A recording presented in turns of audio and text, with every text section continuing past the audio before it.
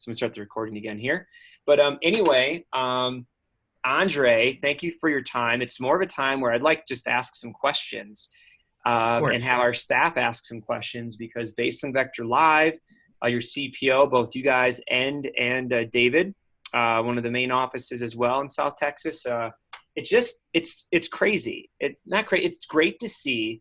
But I feel like you guys are so forward thinking / hardworking that I'd love just to like pick your brain. And since you're like in the office, running the show, one of the main people there, I just love to kind of hear like what you guys are doing because it's impressive, and you have a bright future ahead of you, sir, too, with whatever you choose to do with Vector because of what you're learning and what you're already proving to do out there. So I don't know if you have any tips like you want to start off with, but I know mainly we have some questions, and then I just love to hear like an overview of what you guys are doing to create, Mhm. as you saw, I mean, just from the stats we looked at before, how are you getting that many assistants to make that many calls and schedule people? Where are those people coming from? What's the manager's schedule like? Some of that stuff. So do you just want to give like an overview of your guys' program, or should we ask questions first? Yeah, absolutely. I'll give you guys a quick overview of like our standards and what we do as an office, and um, and then from there, I guess we can just go with like any questions that you guys may have. Cool. Um, so in terms of development, so we've basically, especially in these last few weeks, we've just made it a focus to do. Personally, I've made it a focus to do at least one vision talk or napkin talk a day, and we got a call with Mike Abramowitz, who's doing very very well for himself. Has been a DM for a while, but he breaks things down for representatives, and like the vision talk is basically like them breaking down like their next 3-4 years, right? Mm-hmm. So we just show them the power of selling $1,000 consistently every single week. So let's say that somebody's a student for the fall, right? And they have like basically like I guess 10-12 weeks left in the fall. I'm not too sure like when you guys when your guys' students go in, but basically we have our students say, hey, if you just sell $1,000 a week every single week for the rest of the fall, what you would be doing is you'd sell. Everyone can hear me, right? Yep. Okay, Sure perfect. can. What you'd be doing is you'd be selling about $10,000 to $12,000 for the fall. Now, taking a look at your expenses, like you don't spend your money super crazily, do you? Right, and then we'll just kind of figure that out. So cool. By the end of the fall, maybe you're saving about 2,000 to anywhere from 1,500 to 2,000, depending on what your expenses may be. Right now, after being consistent with that in the fall, let's say that come spring, you're considered an AMIT, right? So assistant manager candidate. They basically go through the same management and training or leadership program that we have our reps go through. Since our territory is like a little bit more limited, there's not really like a whole lot of office territories out there in our division. We already know that not everyone's going to make the cut to actually open up their own office. So for those people who still go through that management training process, they'll be in this office the next summer as assistant managers, ready to rock, like pretty much trained as BMs, but taking 100% responsibility within their respective office. So even if they're an assistant, we give them a lot of ownership of like, hey, this is your office. You should treat it as if it's your office because you're not paying the bills, you're still learning the same skills, and you're gaining all this stuff that you would in a district office without having any overhead on yourself. So that's kind of like how we do that. Through that summer, they sell again. They're still consistently selling 1,000 a week. By the end of that year, maybe they have like $10,000 saved. And going into the next year, they go to the MIT process again. They make it even more of a focus, and they branch that summer. That summer that they branch, they learn really great business skills. They learn about, learning to build a team, learning to develop sales and develop people and work through not only through systems, but work through other people, which is not easy per se. But if you learn how to do it and you get that experience in the summer, that impacts you so much more in the future. And then I usually tie it into like, okay, it's going to help you with becoming a doctor or whatever you wanted to do. I tie it into their personal goals. And then they come back in summer. They go through the MIT process again, maybe, and then they either district manager or they become a CSP on the third year, right? They go through a whole full year of running their own business, either as a CSP or a district manager, and it takes them 3 to 4 years to technically save $100,000, right? And I lay that all out on paper for them, right? Technically, it takes this amount of time. If you were to really like focus and do all these things, you could save $100,000. Now that you're, 4 years from now, how old are you right now, Johnny? Oh, you're 18. Cool. 4 years from now, you are 22, and you have $100,000 saved. And what every single person around that age now is looking for is options. And guess what? With $100,000, you have options, right? So what can you do with $100,000? And I write that out for them, right? I put $100,000. What would you want to do? Well, you could travel. That's one of the things you could do. You could take your education to a higher level and can, for your master, doctorate, or whatever, right? You can invest and start in your own business. You can invest in real estate and stock market. Or let's just say that you take 25% of that and you set that aside in retirement funds that just grow by themselves. Grow in those retirement funds that grow by themselves, by the time you're 70, that $25,000 that you saved would end up being $1 million. So by the time you're 70, you're a millionaire. It's not like the ticket to being like super rich, like right away or anything, but that's a really great safety net. So if you put in like a couple of like a few years right now, some hard work, would that be worth it? And they would say, well, yeah, totally. I would definitely do that. Awesome. Well, it all starts with you selling 1,000 a week consistently. So let's make a plan to do that. And then I just plan out the rest of their schedule for basically like the semester and break down week by week what they want to do. And that's in terms of like vision talks for representatives, right? And then in terms of the actual standards for our assistant managers, it's really simple. It's just 4 main principles, really. The first thing is they have to personally sell. So they were already doing that in a sense already. So I just basically tell them, okay, can you continue to just maintain these results of selling at least a minimum 1,000 a week, right? So if they sell 1,000 a week minimum themselves, perfect. That's all you need to do, because it doesn't make sense for you to learn how to teach other people if you can't consistently just do it yourself. So we want to make sure that you're selling 1,000 consistently a week. It doesn't mean every single week it's always going to be like that. We will definitely adjust, adjust and work on areas of improvement while we're going through all this, because not everyone's perfect. And, some of our people that we do vision talks with don't always start out as the greatest representative themselves. You know what I mean? So some do, and that's fine. We just want, consistency with it. And we want to see you hit your goals too, and making money here, of course, with us as well. So 1,000 a week is like the first thing, because you have to lead from the front. Second thing is have at least 10 PRs set every single week.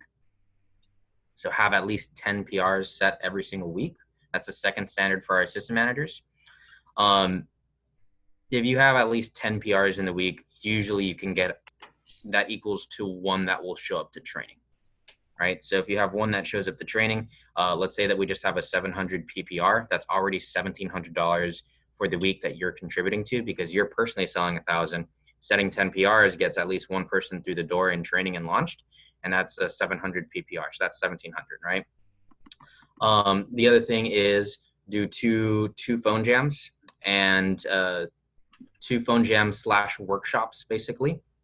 So the whole standard that we have with phone jams and workshop is just attendance and demos booked per head. So attendance and demos booked per head. It's your event, is this phone jam, this workshop, and this is where you're going to be teaching people also. So make it exciting. You can invite people and, offer like free snacks for anyone who comes to the workshop. Anything that you technically want to do, you can make a competition with it. You can make a raffle or something like that. Anything to get them to the workshop and ready to learn and ready to make calls, right? So we drive activity from that. And let's just say that somebody comes to, we have 5 people that come into the phone jam, a few people book demos, and you get like 2 average orders out of it, right? So you have 2 average orders out of that that are a direct result from your phone jam. 350 average order, that is 700 again. So you're at 2,400 that you're generating for the office, right? So since you're doing, if you're to do that, 2,400 generated for the office through just those 3 activities, with just 1 assistant, we already have 2,400. And then the fourth activity is do 2 PCs or 2 field trainings. You can get both knocked out in the same stone. So you can get a PC done like same on a field training, and kind of cover that stuff with them. Now, field training generates at least 1,000 extra CPO in the week if you're doing it at least 2 times, because you go into the demo, you help them sell like a $500 order on both times average, then you're doing at least, an extra 1,000 in the week. So if you're doing an extra 1,000 on top of the 2,400 from your, 3 other commitments, these are the 4 like standards for our assistant managers. One assistant manager should technically be generating at least $3,400 of CPO for their office. Now, when you make it a focus to have 7 people on staff and you have 3,400 being generated, so 3,400 being generated times 7 people on staff, every single week minimum, we should be doing 23,800, right? And if we didn't hit this number, we'll take a look back in the staff meeting. All right, cool. So this person didn't hit their PR number. Okay, this person didn't do 2 field trainings. And we can say, oh, the reason why we didn't do this is because somebody didn't do their job, right? So that's kind of like our standard. But if you have 7 AMs on staff, that's 2,800, 2,400 technically, that you guys should be doing in business for the week. That's our standard for our reps. And with the whole 10 PRs, really, guys, that's not as hard as people think. Your time is valuable. You can either book, 10 PRs in 1 day, in 3 hours, 4 hours, 5 hours, whatever it takes, or you can take forever, the whole week to do that. You know what I mean? And just be doing kind of whatever, right? But if you get it done sooner, the better. And that's what I make a focus for myself. Also, we showed them this video. So I'm going to send you a video, Jason. And this is kind of like what we have as our divisional standards. So that way people understand, like, these activities are not just for the sake of doing the office really well. It's for you building your skills and you having like your own future vision. So I just sent you the video, and that's what we have as our divisional standards. It's a video by Jocko Willink, former Navy SEAL, really successful entrepreneur now. And these are just like 3 keys to being disciplined and getting freedom. But yeah, those are my little things and my standards and everything like that with this office. Okay. Love it. Questions? Yeah. So yeah, I have a lot of them. I'm gonna open up to some of the staff here first. But yeah, Andre, thank you. That's really good stuff, and that this right now as lead manager because you haven't run your own office yet, have you? Yeah, I actually have. I've been on different levels of the business. I started in 2015, late 2015. Was a rep my first whole year, just assistant manager and rep. I was actually number 2 rep in the nation in the Rising Star League in my first year, 2016. And I opened up my office 2017 as a district office in Northeast San Antonio. Shut down at the beginning of 2018, decided to come back here to the office, and I'm one of the DOMs here now. So. Oh, awesome. Okay. Plan is to open up another office again too, though. Stand corrected. Yeah, that's great. But with your knowledge too, right now, that's really good. Okay, so I'll open up for what questions you guys have for Andre. So I have like 8 I want to ask, but I'm gonna let them. Yeah, I'm open to anything. Or do you want me to? Yeah. Okay, so Andre, a few things. Where do I want to start? Okay, so the leadership program. What is your guys' leadership program like? Like when you said, when you bring someone on, you have a napkin talk, you get them into this AMIT training, like what level CPO do you guys have that you're hoping to like have that focus with them on? And then what do they do? Like, is it calls or videos they watch? Like what's that program? Yeah. So with us, it's not necessarily a CPO amount, actually. It's a lot more on the character of the person. So of course, if there is a CPO amount that they're pulling like really heavily, that's still somebody who we would consider, hey, like let's maybe get them on the staff and have them get like a future vision to get them more tied in. But let's say that we have some guy who, you know, has sold $3,000 for his fast start or something like that. He gets out of his fast start, but he shows like he really likes the team. He's always really responsive to our, you know, us contacting him and everything like that. Well, we're gonna consider that guy in addition to the person who's a $10,000 fast starter, but you know, is not always necessarily as communicative because they think that they got this or whatever, right? Try and sit down with just as many people and as many, you know, candidates, I guess you could say, as we can, because we're not really judging people on like, oh, what they're doing now. It's more of like what they could be. So we'll try and get as many as we can. For calls, excuse me. Yeah, the program, it's first the napkin talk. We have them read a book called Rich Dad Poor Dad, because if they're going to be training to open up their own office, we can't have them thinking poor opening up their own office. Because if they think, you know, like if they're financially illiterate and they're not thinking rich up here, well, that's going to reflect in their business, and they're not going to have the greatest experience running their own office because their personal habits held them back from, you know, the vector success. And yeah, that's what we do. So Rich Dad Poor Dad, we have them watch that Discipline Equals Freedom video. Yep. And we have them start on running their own phone jam. Okay. So that's really it. It's read the book and then it's a video, but there's not, and then they just get involved in leading. They're not like, there aren't any weekly calls or any like trainings. Yes. So the weekly, I wouldn't say there's a weekly call, but it's more of like the training is done by their respective office manager at the time. So if it's the district manager in the Westlake office, they'll be teaching their people those things. Of course, it's up to that district manager to teach them like, okay, you know, the divisional standards, help keep them accountable, help keep them tied in, and create a good relationship with that rep. And that's usually, any of that stuff is reviewed in the staff meeting. Once a month, though, we do have a Leadership Academy meeting as well. So it's usually the second Saturday of every month. So everyone from the division comes down here to McAllen. Okay. Cool. TLA. Sweet. And then what's your office schedule like? So you have all these assistants and you have like, you know, them running phone jams and that and scheduling PRs. What are they, do you have a specific like Sunday phone jam or Monday phone jam where you're doing PRs, and then specific office days like for you and the non-new assistants? Like, I guess, like how does that schedule look? For my personal schedule is basically almost every day here in the office, 7 a.m. to 9 p.m. Okay. It's like a 24/7 kind of work thing. The only day that it isn't is on Sundays. I have church in the morning on then, so I make that a priority for me too. Sundays is our blitz day. So we'll have the assistant managers who are on pay only book a maximum of 2 demos on Sunday. And then we'll usually have them come in at 11:30 a.m. We'll have staff meeting either at 12 or at 1. And then we blitz for the rest of the day. If their demo cancels, they're coming back here to the office to PR blitz.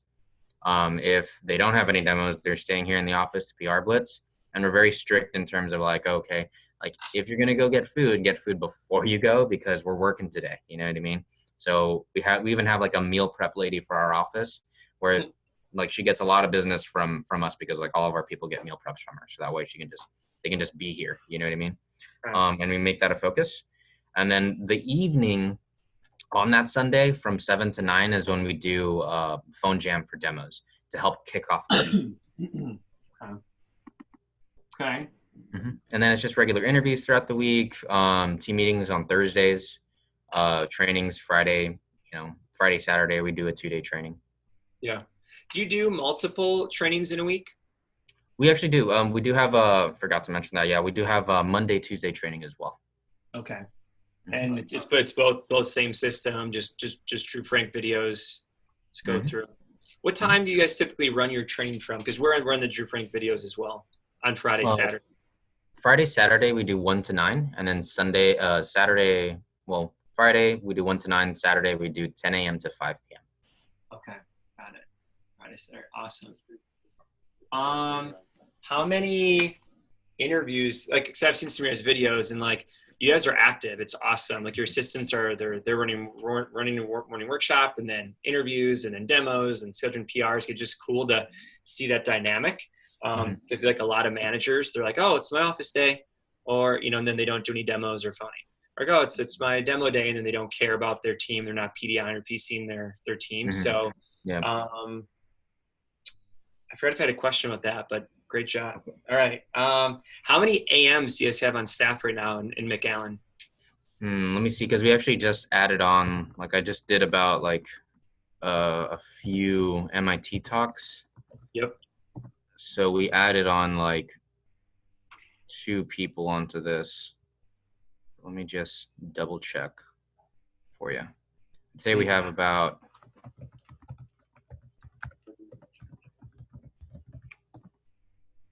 including branch managers coming back. Yeah, because you have a lot of branches that came back. It looks like 5 or 6 on staff, which helps out a ton. 2, 3,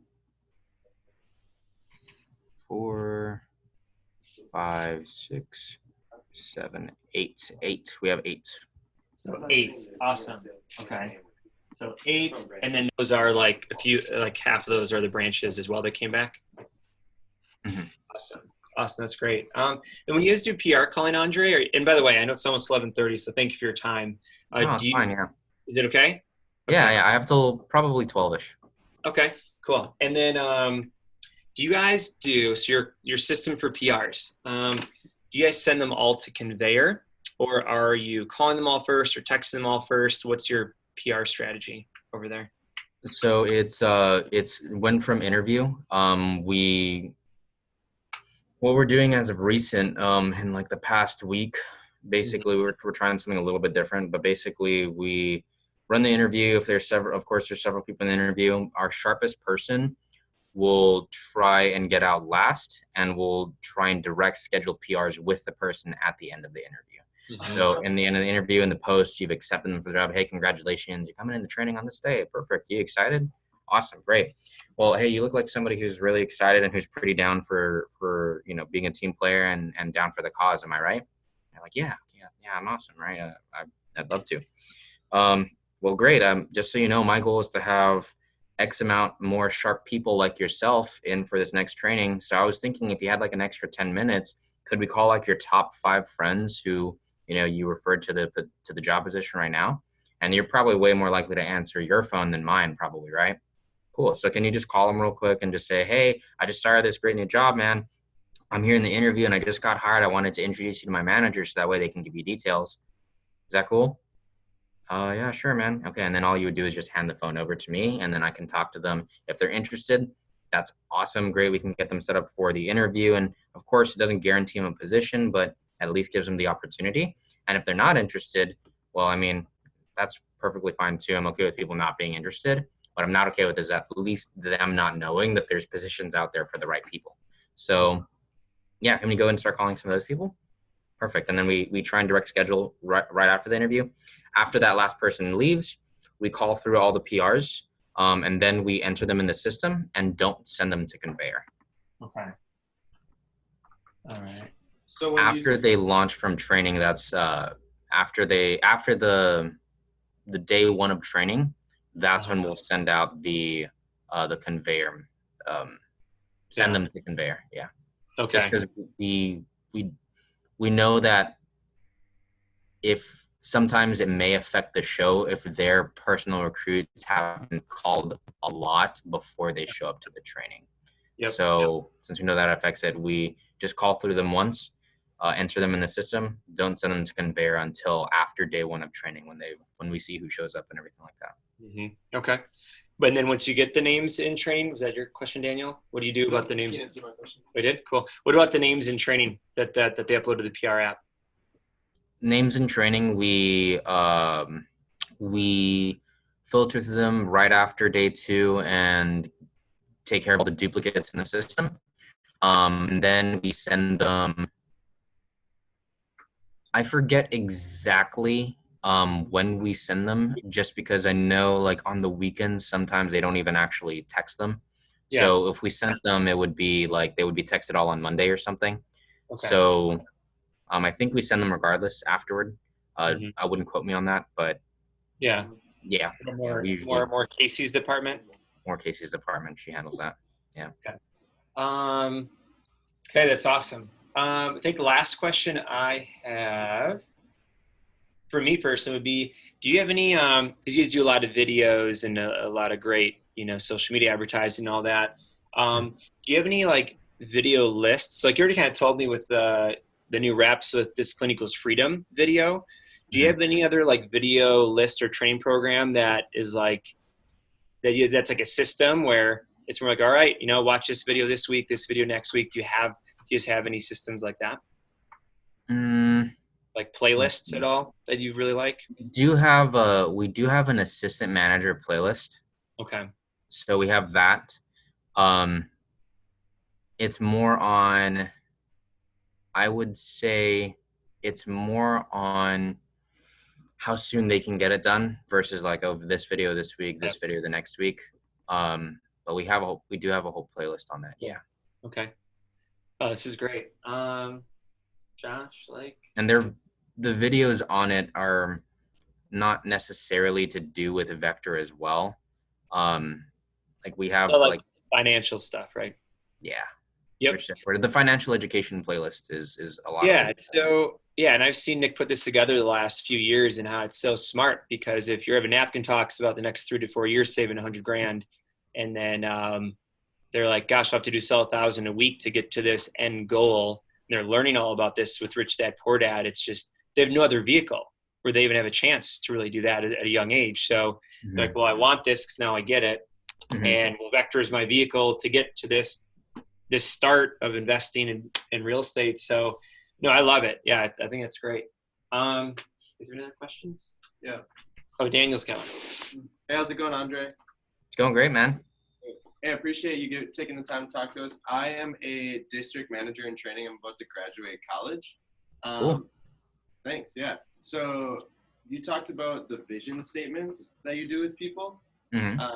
How often do you do it with like an individual person, and who do you do those with? I almost always try to do it as an individual thing, because it's supposed to be something a little bit more special and more personalized to them. You're digging in with the person, you're finding out what like their goals are, their aspirations are, and everything like that. Um, and yeah, it's always individual. For me, as of recent, I've had to focus on doing at least one vision talk a day, and then having at least 3 lunches a week on the vision talk again. So they could either be follow-up lunches. And the reason why we do lunches is because whenever you do like a lunch or like you grab a drink with somebody outside of the office, they're not like constantly in here, and it shows them a little bit more of like the time freedom that you have, the like just the choices that you're able to make, and it creates that a little bit of that like manager cool factor. And even if like it doesn't have to be like a super fancy restaurant as well, but if you buy them like a $10 dish, a $15 dish, you know what I mean, that's and like you just hang out with them and you just have fun, and then like talk a little bit about the vision, and just kind of dig in with their plans, see how everything's going. That gets them really tied in, and it creates more of a relationship with them. And it's always harder to quit. It's easier to quit a job. It's a lot harder to quit a relationship. So whenever you build that relationship with them, it means a lot. Mm-hmm. So say I'm a rep on your team and you're doing a vision statement or you're doing one of these 3 lunches. How often are you like talking to me individually, like with these vision statements? Like, do you do like one with them? Or I know you said you do like a lunch follow-up, but like how many times would you do that like with an individual rep or manager in training? Honestly, as many times as needed. It's not necessarily people, and it's a weird subject as of now, because it's funny that that you're mentioning this, because we're in the process of like I'm in the process of like getting this really developed, because I feel like I still have a much bigger level to go to in terms of development. Like we're known a little bit more for the development side of things, but that was a lot of like Nick work back in the day. And even now it's a lot of like him doing that stuff. But we're learning how to duplicate that. So it really depends. Depending on the person. Let's say that you have somebody who like they're like super gung ho about the business and everything. Even though they're really light on it, I try and have some interaction with them at least once a week. Once, I would say 1 to even 2 times a week, of just constantly tying them back into their own personal goals. So we go through an exercise called like the why exercise, where basically they find the reason on why they want to do it. So, okay, cool. Your goal is to save $100,000, or let's say your goal is in the next 3 or 4 years, you want to buy a fourplex, or whatever that financial goal is in the future. We get that. And then we literally just ask, okay, so why do you want to buy a fourplex? And then they give their reasons. Oh, I mean, it's a smart idea, blah, blah, blah. Well, yeah, but like, what's the real reason on why? Like, what's the result of it? Why do you want to get that, right? And I did this with one of our assistant managers, Juan Sandoval, and I actually have the whole breakdown of on a whiteboard, so that's actually perfect, right? So this is his thing, right? Nice. So we have over here a fourplex. That's what he wants to do. We've been preaching a lot about that and eventually getting that. So his goal was a fourplex. And I literally, sometimes this may take like 15 minutes, by the way, Daniel. And then sometimes it takes 30 minutes. Sometimes it takes a whole hour, but it's important they do stuff like this because it gets them really excited on really why they're doing it and why they will go through the struggles and through all the first they'll face because of their goals. So the fourplex right over here, right? We want to get a fourplex on. Oh, well, I mean, I want to cash flow on money. So cash flow is receiving, passive income without having to work, right? And I just said, okay, well, why do you want passive income and, cash flow and not have to work for your money? Well, because I don't want to rely 100% on myself, right? And okay, great. Well, why don't you want to, rely 100% on yourself? Well, because that's going to give me time freedom. Okay, well, why do you want to be free with your time, Juan? Well, I mean, I just want to be with like my family and my friends and my loved ones. Well, why do you want to do that, Juan? Well, I mean, I would like to have a healthy relationship with them. And I was like, well, why do you want to do that? And this is where it started to get really hard for him. He was like, just pacing back and forth for like 10 minutes at a time, just like thinking like, what is the reason, right? Like, well, if I have a healthy relationship, I feel like that'll go into other parts of my life. Okay, cool. So you want to have a healthy life, right? So I want a healthy life. Well, I just feel like if I have a healthy life, like everything will be good. I'll be fulfilled basically. Or he said something along the lines of like, oh, I wouldn't have to worry anymore. I would be settled. I'd be happy, right? And I basically led that all up to fulfillment, right? So fulfillment, right? You will have a fulfilled life if you do all these things. Well, guess what, Juan? If you go through this MIT process, if you really dive in and you go all out, you just do the things that, not only that we say, but maybe you'd even do a little bit more, you'll get that fourplex. And then when you get that fourplex, you'll have cash flowing money, maybe even be able to invest in more. And then all of these things that you wanted over here, those things will happen because you're going to constantly remind yourself on why you're doing this, because it's going to be for your loved ones, for your family, and you're going to live a fulfilled life. So very cool. Stuff like that. Wow. Dude, it's good. Well, thanks. Just for time's sake, I'm going to cut us off from answering questions. Give a lot of value. Anything we can help you with, or any questions you have? I would just say keep in touch. I've been just super focused on like working, so I haven't really like thought about like outsourcing or asking any other people's things. What would you guys feel like in your division? What do you feel like your actually this which is a little bit funny. What is do you know what your guys' like rep retention is from training? No, I'd say it's pretty normal though, where half the people aren't too scared or nervous or lazy to continue on after a couple of weeks. Yeah, I don't think we're the right division to ask for that, but at the same time, that's something that we're actually kind of struggling with a little bit. So yeah. We'll do. I mean, some of the students we have will extend their fast start We'll give them extra time. I'll, those constant talks of getting them more names and numbers. And I feel like the reason why they wouldn't stick around is what you're already handling with their vision. And then I think I don't know how you guys are, but based on my assumption, based on what I see, Andre, it's go, go, go, work, work, work. Like, you better get a fourplex and be a millionaire, otherwise you're an idiot. So I feel like, and again, this is just an assumption, but I feel like we're on the opposite side, which I feel like in a fault of like, hey, enjoy your life. Hey, enjoy school. Hey, you know what? Just work with us one day a week. What are your personal hobbies and interests? And I promote a lot to my DMs that, get a hobby, do something that challenges you. So start doing your fishing and things, but, of course, not in place of work, but do that. So when work is good or bad, it's only like 10%. So like me, church is very important for me too. My wife and yoga and Miracle Morning and reading and all these things. Like, if I have a bad week in business, I'm only 10% less happy because it's 1/10 of my life. That's really exciting for me. And so I try to preach that down, but I think to a fault, though, we're on the opposite end where sometimes our reps don't work as hard.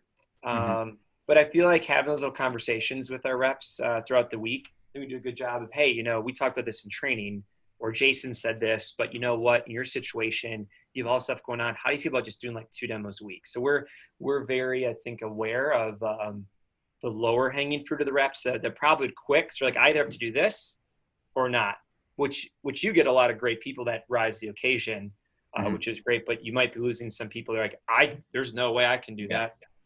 So, and again, that's just out of assumptions and observation. I don't know if that's accurate for you guys. Oh yeah, I mean that may or may not be actually. Yeah.